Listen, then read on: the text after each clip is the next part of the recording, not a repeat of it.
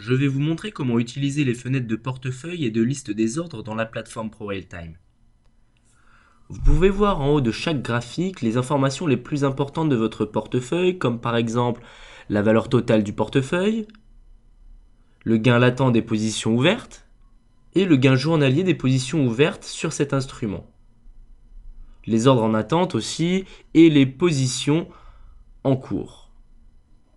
La fenêtre du portefeuille montre aussi la valeur du portefeuille, le gain jour, les gains latents et aussi les gains pertes en fonction des instruments que vous avez traités. En dessous de ce résumé, vous avez accès aux détails de vos positions, avec la quantité, la performance en pourcentage, le gain latent et le gain journalier. Vous pouvez fermer rapidement les positions à partir de cette fenêtre en cliquant sur cette croix. Dans la liste des ordres, il y a aussi un bouton permettant de fermer tous les ordres en attente en un seul clic. Il suffit de cliquer sur la croix rouge ici. L'onglet par défaut est celui des ordres exécutés. Vous pouvez voir la liste des ordres ici triés par heure et par date. Il est possible de voir pour chaque ordre la quantité, le prix d'exécution, la performance de chaque ordre exécuté, ou encore le changement de position. Il est possible de choisir l'historique des ordres qui apparaissent dans la liste, comme par exemple un jour, 2 jours, une semaine, un mois ou un an, dans la limite de 500 ordres maximum. Vous pouvez aussi utiliser le filtre pour visualiser seulement les ordres d'un instrument. Par exemple, visualiser les ordres sur l'euro USD. Cliquez sur la croix pour supprimer les critères de filtre. Si nous plaçons maintenant un ordre en attente,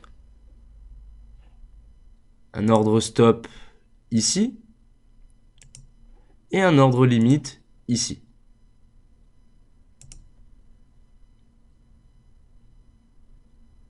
Nous pouvons nous rendre dans la liste des ordres en attente pour consulter ces deux ordres avec le détail des prix de chacun d'eux.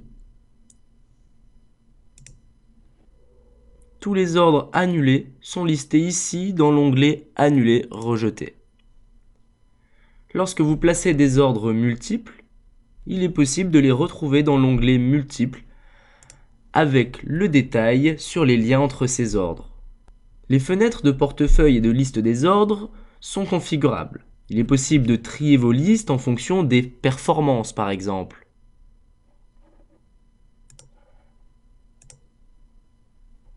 En cliquant sur cette clé à molette,